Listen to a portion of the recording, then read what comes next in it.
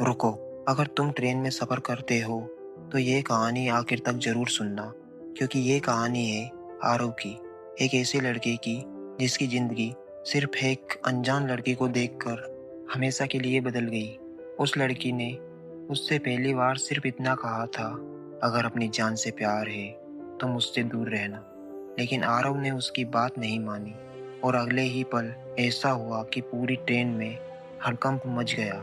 आखिर वह लड़की कौन थी और आखिर क्यों उससे मिलना आरव की सबसे बड़ी गलती बन गई? यही है आज की कहानी। तो चलिए कहानी को स्टार्ट करते हैं। लेकिन उससे पहले अगर आपने हमारे चैनल को सब्सक्राइब नहीं किया है तो प्लीज़ सब्सक्राइब कर लीजिए। सफ़र उस अनजान लड़की तक। दिल्ली, भारत की राजधानी, एक ऐसा शहर जहाँ हर रोज लाखों लोग अपने सपनों को लेकर आते हैं और लाखों लोग टूटे हुए सपनों के साथ वापस लौटते हैं। शाम के लगभग 6 बजे नई दिल्ली रेलवे स्टेशन का प्लेटफॉर्म नंबर 6 लोगों की भीड़ से खचाखच भरा हुआ था। कहीं कोई अपने परिवार को विदा दे रहा था, कहीं कोई अपने प्यार से आखिरी बार गले मिल रहा था, कहीं किसी माँ की आंखों में आंसू थे, तो कहीं किसी बच्चे के चेहरे पर पहली ट्रेन यात्रा की खुशी। उसी भीड़ में कंधे पर काला बैग टांगे, हल्की दाढ़ी, सफेद शर्ट, नीली जींस और चेहरे पर हल्की सी मुस्कान लिए 24 साल का आरव धीरे धीरे प्लेटफॉर्म पर चल रहा था। लेकिन उसकी मुस्कान सिर्फ दिखावे की थी, क्योंकि उसके अंदर सब कुछ बिखर चुका था। कुछ दिन पहले ही उसकी नौकरी चली गई थी। जिस कंपनी के लिए उसने 3 साल तक दिन रात मेहनत की, उसी कंपनी ने एक ईमेल भेजकर सिर्फ 5 लाइन में उसे बाहर का रास्ता दिखा दिया। उस दिन पहली बार उसे एहसास हुआ कि इस दुनिया में मेहनत से ज़्यादा किस्मत की कीमत होती है। उसने गहरी सांस ली और जेब से टिकट निकाल कर देखा, नई दिल्ली से भोपाल। चलो, शायद घर जाने से सब ठीक हो जाए, वो खुद से बुदबुदाया। उसी समय लाउड स्पीकर पर आवाज गूंजी, यात्रीगण कृपया ध्यान दें, प्लेटफॉर्म नंबर 6 पर खड़ी भोपाल एक्सप्रेस कुछ ही मिनटों में रवाना होने वाली है। आरव मुस्कुराया और धीरे धीरे ट्रेन की ओर बढ़ गया। उसकी सीट थी B2 coach, seat number 36, lower berth. वहां अंदर पहुंचा। कोच लगभग आधा भर चुका था। कोई मोबाइल चला रहा था, कोई खाना खा रहा था, तो कोई सीट बदलने की बात कर रहा था। आरव ने अपना बैग सीट के नीचे रखा और खिड़की के पास जाकर बैठ गया। बाहर प्लेटफॉर्म पर भागती हुई भीड़ को देखते हुए उसके मन में अजीब सी खालीपन की भावना थी।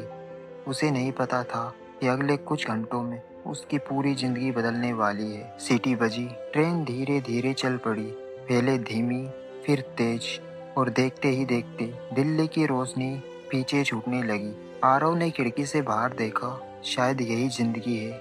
कुछ लोग साथ चलते हैं, फिर एक स्टेशन पर उतर जाते हैं। वहाँ हल्का सा मुस्कुराया। तभी सामने वाली सीट पर बैठे लगभग 60 साल के एक बुजुर्ग बोले, बेटा, भोपाल जा रहे हो? आरव ने कहा, जी अंकल। अंकल ने कहा, वहीं रहते हो? आरव ने कहा, हाँ, परिवार वही है मेरा। अच्छा, अंकल ने कहा, घर जैसा सुकून कहीं नहीं मिलता। आरव ने सिर हिला दिया। कुछ देर बाद दोनों की बातें होने लगी। समय धीरे धीरे बीत रहा था। करीब 1.5 घंटे बाद ट्रेन मथुरा जंक्शन पर रुकी। प्लेटफॉर्म पर अचानक बहुत भीड़ हो गई। चाय चाय, समोसे ले लो, कोल्ड ड्रिंक ले लो, इस तरह आवाजें गूंज रही थी। आरव पानी लेने नीचे उतर गया। बोतल खरीदकर जैसे ही वापस मुड़ा, उसी पल उसकी नज़र किसी पर पड़ी।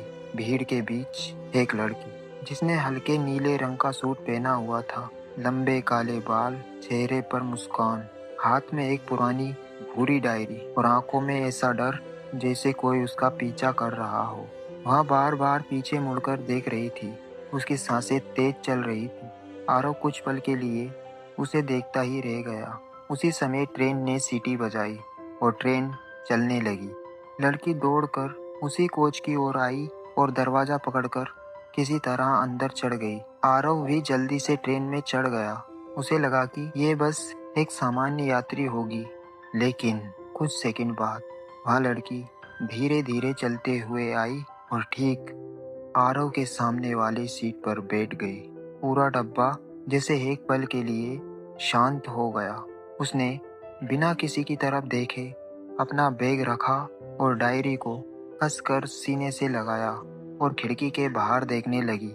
उसकी आंखों में आंसू थे, लेकिन वो इन्हें किसी को भी दिखाना नहीं चाहती थी। आरव ने पहली बार उसका चेहरा ध्यान से देखा। वहाँ बेहद खूबसूरत थी, लेकिन उससे भी ज्यादा रहस्यमय। आरव ने मन ही मन सोचा, आखिर ये लड़की इतनी डरी हुई क्यों है। उसी समय लड़की के हाथ से वह पुरानी डायरी नीचे गिर गई। आरव तुरंत झुककर उसे उठाने लगा। जैसे ही उसने डायरी उठाई, उसकी नजर उसके पहले पन्ने पर लिखे सिर्फ 4 शब्दों पर पड़ी और उसमें लिखा था, इसे कभी मत खोलना। और उसी समय लड़की ने घबराकर आरव के हाथ से डायरी छीन ली।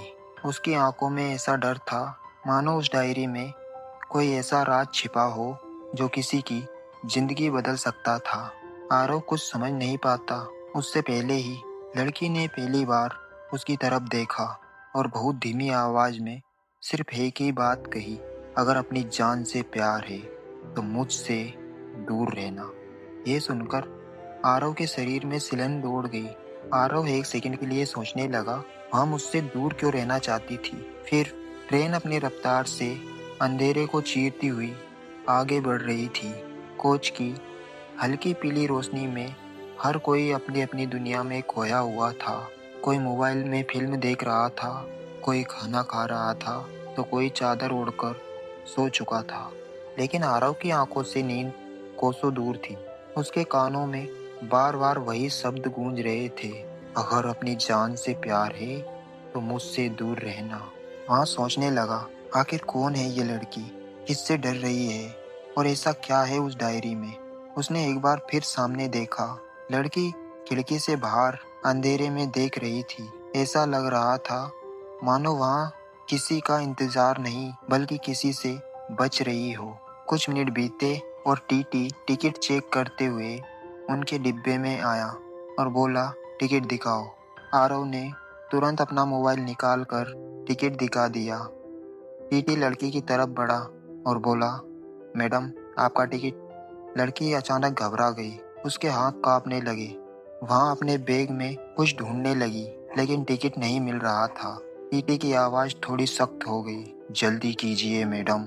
लड़की की आंखों में घबराहट साफ दिखाई दे रही थी। तभी आरव बोला, सर शायद इनके बैग में होगा, थोड़ा समय दीजिए। टीटी ने 2 मिनट का समय दिया और आगे बढ़ गया। लड़की ने राहत की सांस ली। कुछ देर बाद उसे टिकट मिल गया। उसने पहली बार धीमी आवाज में कहा, थैंक यू।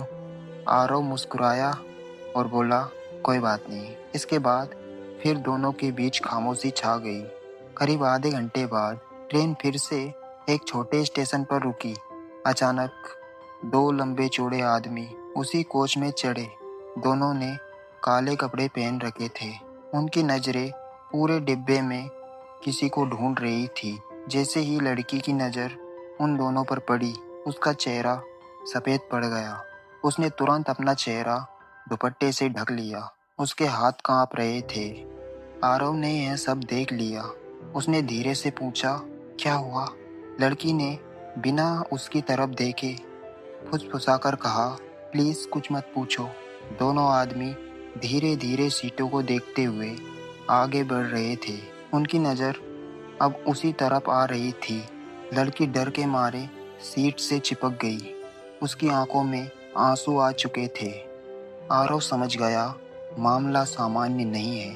अचानक उसने बिना कुछ कहे अपना बैग उठाया और लड़की के सामने इस तरह खड़ा हो गया कि उन आदमियों की नज़र लड़की पर ना पड़े। दोनों आदमी वहां पहुंचे। एक ने आरव से पूछा, भाई यहाँ कोई नीले सूट वाली लड़की बैठी थी क्या। आरव ने बिना घबराए जवाब दिया, नहीं, यहाँ तो शुरू से मैं अकेला बैठा हूँ। दोनों ने इधर उधर देखा, फिर एक दूसरे की तरफ देखा और आगे बढ़ गए। कुछ देर बाद वे अगले डिब्बे में चले गए। लड़की ने राहत की लंबी सांस ली। उसकी आंखों से आंसू निकल पड़े। वह पहली बार आरव की तरफ देखकर बोली, तुमने मेरी मदद क्यों की।